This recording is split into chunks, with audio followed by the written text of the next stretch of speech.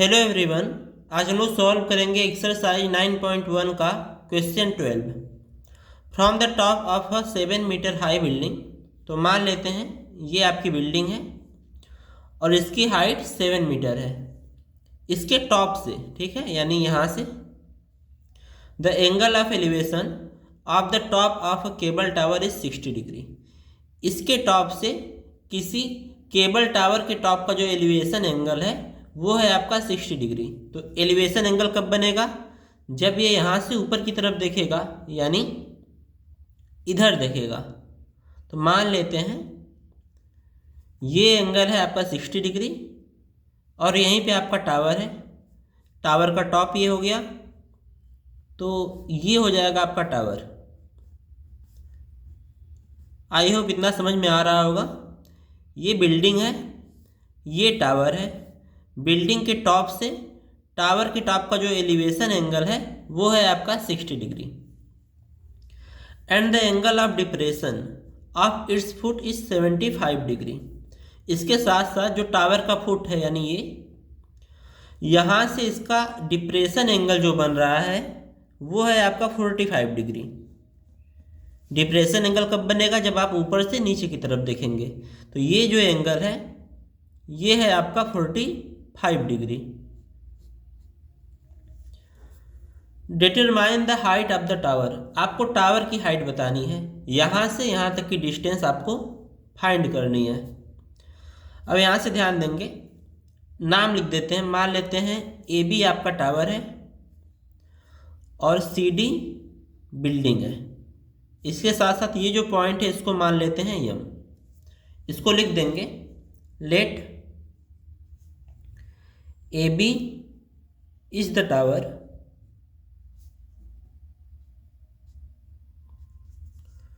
C D is the building. बाकी चीज़ें आपको क्वेश्चन में दे रखी हैं। अब यहाँ से ध्यान देंगे, जो सी एम है यानी ये लाइन और ये लाइन, ये दोनों एक दूसरे के पैरेलल है और ये 45 डिग्री है। तो ये भी कितना होगा? 45 डिग्री होगा। अब यहाँ से ये भी ध्यान देंगे, जो सी डी है ये बिल्डिंग की हाइट है, वो एम बी के भी बराबर होगा क्योंकि ये दोनों सेम हाइट के हैं। तो ये 7 मीटर का है तो ये भी 7 मीटर का है। तो हमें यहाँ से एम बी की लेंथ पता चल गई। अगर किसी तरह हम ए एम की लेंथ निकाल लें यहाँ से यहाँ तक और इन दोनों को ऐड कर दें तो ये पूरी लेंथ हम फाइंड कर लेंगे। तो हम सबसे पहले क्या करेंगे? सी एम की लेंथ निकालेंगे। तो इसके लिए हम यूज करेंगे इस ट्रायंगल का सी एम बी या फिर सी डी बी, दोनों में से किसी का भी यूज करेंगे। तो लिखेंगे इन ट्रायंगल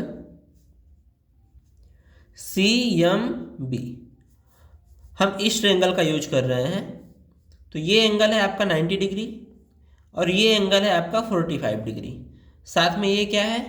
ये है आपका 7 मीटर। तो एंगल सी के लिए ये वाला जो एंगल है इसके लिए ये आपका परपेंडिकुलर होगा और ये क्या होगा? बेस होगा। और ये बड़ी वाली लाइन क्या होगी? ये हाइपोटेनस होगी। तो हमें परपेंडिकुलर पता है, बेस निकालना है।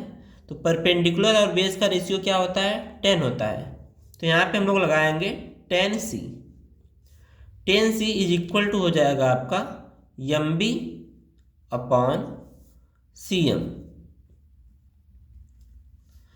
सी की वैल्यू है 45 डिग्री, तो यहाँ पे पुट करेंगे तो ये होगा 1045 degree equals to M B की लेंथ हमें पता है 7 मीटर अपॉन सी एम की लेंथ हमें नहीं पता, तो ऐसे ही छोड़ देंगे। तो यहाँ से 1045 की वैल्यू होती है 1 equals to 7 upon C M.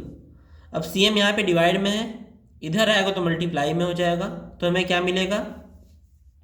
C M का मल्टीप्लाई 1 में करेंगे तो सी एम इक्वल्स टू 7 और ये 7 क्या रहेगा? मीटर में रहेगा क्योंकि ये डिस्टेंस मीटर में है तो ये डिस्टेंस भी क्या आएगा? मीटर में। अब यहाँ से ध्यान दें, हमें ये लेंथ पता चल गई सी एम, हमें ये एंगल भी पता है, तो हम यहाँ से ए एम निकाल सकते हैं। तो अब लिखेंगे in triangle A M C. इस ट्रायंगल में जो एंगल सी है वो है आपका 60 डिग्री। साथ में जो सी एम है उसकी लेंथ है 7 मीटर। अब यहाँ से हम लोग ए एम निकालेंगे। तो इस एंगल के लिए ए एम आपका परपेंडिकुलर है और सी एम है आपका बेस। तो परपेंडिकुलर और बेस का रेशियो बन रहा है, तो यहाँ पे हम लोग लगाएंगे 10। तो 10C इक्वल्स टू, देखिए ये भी एंगल सी है और ये भी एंगल सी है, लेकिन हम लोग किस ट्रायंगल की बात कर रहे हैं, ए एम सी। तो इस ट्रायंगल में जो एंगल सी है वो है आपका 60 डिग्री। तो 10C इक्वल्स टू हो जाएगा ए एम जो कि परपेंडिकुलर है और बेस क्या है, सी एम। तो यहाँ से हमें क्या मिलेगा, सी की वैल्यू है 60 डिग्री, तो 10 60 degree equals to A M की लेंथ नहीं पता अपॉन सी एम की लेंथ हमें पता है 7 मीटर, तो यहाँ पे 7 लिख देंगे। 10 60 की वैल्यू होती है √3 equals to A M upon 7। अब 7 यहाँ पे डिवाइड में है, इसकी साइड चेंज करेंगे तो ये मल्टीप्लाई में हो जाएगा। तो 7 का मल्टीप्लाई √3 में कर देंगे तो ए एम की वैल्यू क्या आ जाएगी, 7√3। तो ए एम इक्वल्स टू मिल गया हमें 7√3 मीटर। अब यहाँ ध्यान देंगे, हमें ए बी की लेंथ फाइंड करनी है। तो अगर ए एम और एम बी को ऐड करें तो ए बी की लेंथ फाइंड हो जाएगी। तो इसको लिख देंगे A B equals to A M plus M B. और ये दोनों लेंथ हमें पता है, जो एम बी की लेंथ है वो है 7 मीटर और ए एम की लेंथ हम लोग अभी निकाले हैं 7√3 मीटर। तो यहाँ से हमें मिलेगा A B equals to, A M की वैल्यू है 7√3 प्लस एम बी की वैल्यू है 7। तो ए बी इक्वल्स टू क्या आ जाएगा, 7 कॉमन लेंगे और अंदर यहाँ पे √3 बचेगा प्लस यहाँ पे आपका बचेगा 1, क्योंकि 7 को हम लोग कॉमन ले चुके हैं। आप चाहे तो आंसर को यहीं पे छोड़ सकते हैं मीटर लिख के, या फिर √3 की वैल्यू पुट करेंगे। तो 7√3 की वैल्यू होती है 1.73 प्लस 1। इसको सॉल्व करेंगे तो 7 इंटू इन दोनों को ऐड करने पे आएगा 2.73 और मल्टीप्लाई करेंगे तो 7 3 जा 21, 2 कैरी, 7 7 जा 49 प्लस 2 51, 5 कैरी, 7 2 जा 14 प्लस 5 19। और डेसिमल कितने प्लेस पे लगेगा, 1 2, यहाँ पे डेसिमल लगेगा और इतना मीटर आंसर आ जाएगा। तो इसे क्वेश्चन की लैंग्वेज में लिखेंगे, therefore height of the tower